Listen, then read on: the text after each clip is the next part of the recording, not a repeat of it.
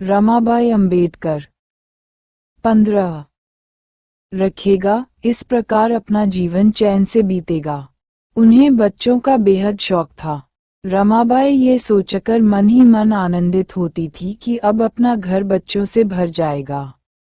इस तरह की स्त्री सुलभ भावना उनके मन में जागृत होने लगी। बाबा साहेब के सकुशल भारत लौट आने पर रमाबाई को विशेष प्रसन्नता हुई।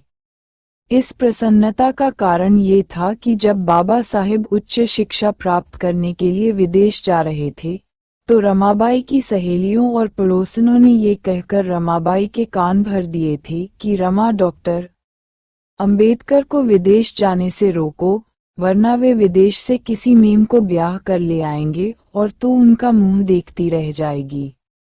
उस समय रमाबाई ने बहुत बहादुरी दिखाते हुए अपने पति में पूर्ण विश्वास व्यक्त करते हुए यही उत्तर दिया था कि मैं अपने साहब को अच्छी तरह जानती हूँ, वे दूसरी औरत के बारे में कभी सोच भी नहीं सकते।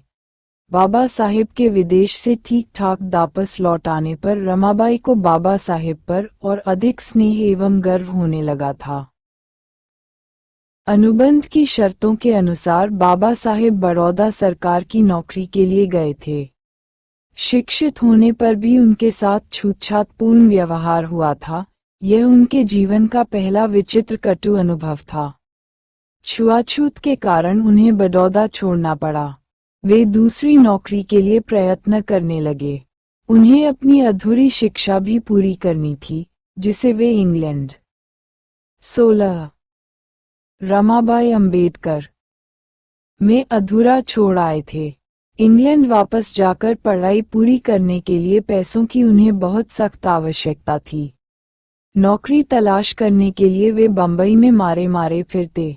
अंत में उन्हें बंबई के सिडेनहोम कॉलेज में एक प्राध्यापक की नौकरी मिल गई। अब मेरा पति ठीक तरीके से गृहस्थ जीवन को संभालने संवारने में लग गया है, ये देखकर रमाबाई बहुत प्रसन्न हुई। जब बाबा साहेब ने अपनी पहली तनख्वाह वेतन रमाबाई के हाथों में दी, तो रमाबाई की प्रसन्नता का कोई ठिकाना न रहा। अतः उसने अपने बच्चों, नंद, जेठानी और अन्य रिश्तेदारों के लिए नए कपड़े लत्ते खरीद डाले। घर के लिए आवश्यक व उपयोगी वस्तुएं खरीदी। पहली तनख्वाह की यह स्थिति देखकर बाबा साहेब को आश्चर्य हुआ और वह चिंता में डूब गए। उन्हें नौकरी द्वारा अर्जित धन से पैसे बचाकर अपने जीवन का परम ध्येय अर्थात अपनी शिक्षा, जो अधूरी छूट गई थी, इंग्लैंड जाकर पूरी करनी थी। बाबा साहेब की चिंता का कारण ये था कि यदि रमाबाई इसी तरह से अनाप शनाप ढंग से दिल खोलकर खर्च करती रही, तो अपने नियोजित ध्येय की पूर्ति कर पाना बिल्कुल भी संभव नहीं रह पाएगा। ये सोचते हुए निरुपाय होकर उन्होंने रमाबाई से हाथ रोककर घर का खर्च चलाने को कहा। नौकरी हमेशा के लिए तो है नहीं, वह तो अस्थायी है। बाबा साहेब ने रामू को इस बात से भी सचेत कर दिया। बाबा रमाबाई अंबेडकर 17 साहेब की इस नसीहत से रमाबाई की आशा आकांक्षाओं पर पानी फिर गया। उसने जो सपने देखे थे, सब चकनाचूर हो गए। नौकरी केवल अध्ययन के लिए पैसा जमा करने के लिए की है, परिवार की सुख सुविधाओं के लिए नहीं। बाबा साहेब की मनोदशा जानते ही रमाबाई उनसे कह उठी, साहब, ज्यादा पढ़कर आपको और क्या करना है? अब बहुत हो चुका। तुम पढ़ाई का भूत अपने सिर से उतार दो और इन 400-450 रुपयों में ही आनंद मनाओ और गृहस्थी में पूरा पूरा ध्यान दो। बस अब यही हमारे छोटे से परिवार के हित में होगा। परंतु बाबा साहेब को विद्याध्ययन की तड़प कुछ निराली ही थी। उसके कारण उन्हें अपनी गृहस्थी तुच्छ मालूम पड़ती थी। परंतु इससे रमाबाई की सुखी गृहस्थी के विषय में स्त्री सुलभ भावना का अंत हो गया। अन्य स्त्रियों की सुखी गृहस्थी और उनके पतियों का गृहस्थी में ध्यान देखकर रमाई सोचने लगी कि अपनी गृहस्थी भी ऐसी ही भरी पूरी क्यों न हो। ये प्रश्न रमाबाई के सामने सदा बना रहता था। इतना पढ़ लिख कर भी हम किसी से आगे नहीं पहुंच सकते, ऐसा यह विचार रमाई के मन मस्तिष्क में सदा ही कौंधता रहता था। पुस्तकों से ध्यान हटाकर साहब पत्नी और बच्चों के सुख दुख की ओर थोड़ा ध्यान दें। रमाबाई बाबा साहिब से हमेशा ऐसी उम्मीद करती रहती थी। कभी कभी रमाबाई चिढ़ जाती तो सौतन की तरह पड़ी हुई पुस्तकों को देखकर उनके 18 रमाबाई अंबेडकर। शांत पत्नी और पुस्तक प्रेम में से किसे प्राथमिकता दी जाए, बाबा साहिब के सामने यह अंतर्द्वंद्व बना रहता था। मस्तिष्क में शूल से चुभने लगते, परिवार में कहा सुनी शुरू हो जाती और बातों ही बातों में अबोला मौन कुट्टी शुरू हो जाता। अतः वे घर में मशीन की तरह काम करने में जुटी रहती। बाबा साहिब भी उतने ही हठी बन जाते। कुछ समय तक मौन चलता, फिर यह अबोलापन बाबा साहिब को कचोटने लगता।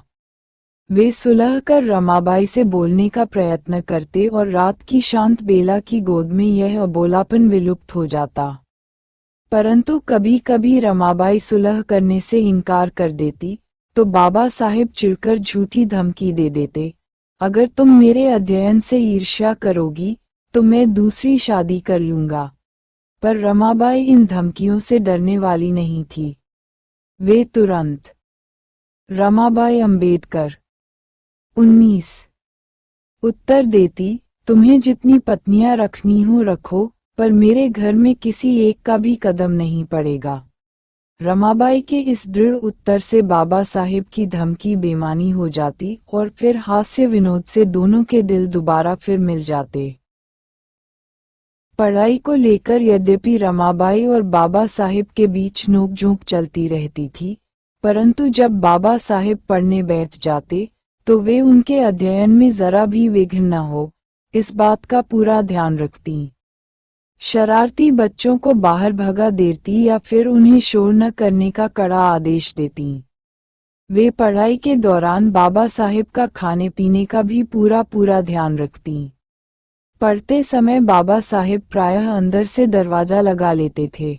भोजन के समय बाहर से खूब चिल्लाने पर भी उनकी ज्ञान साधना भंग नहीं होती थी।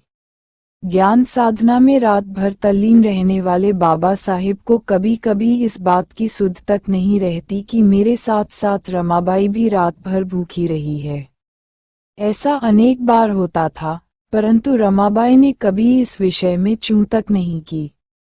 पति भूखा हो तो मुझे भोजन शोभा नहीं देता, यह नियम उन्होंने जीवन के अंतिम क्षणों तक निभाया। बाबा साहिब को प्रायः पिंडलियों में असहनीय पीड़ा रहती थी, अतः अध्ययन करते समय रमाबाई जमीन पर बैठकर बाबा साहिब के पैर की पिंडलियां दबाती रहती थीं। बाबा साहिब को ये देखकर हंसी आ जाती थी कि रामू पैर दबाते दबाते। रमाबाई जमीन पर बैठकर बाबा साहिब के पैर दबाती रहती थी और पैर दबाते दबाते उनके घुटने पर सिर रखकर ना जाने कब सो जाती।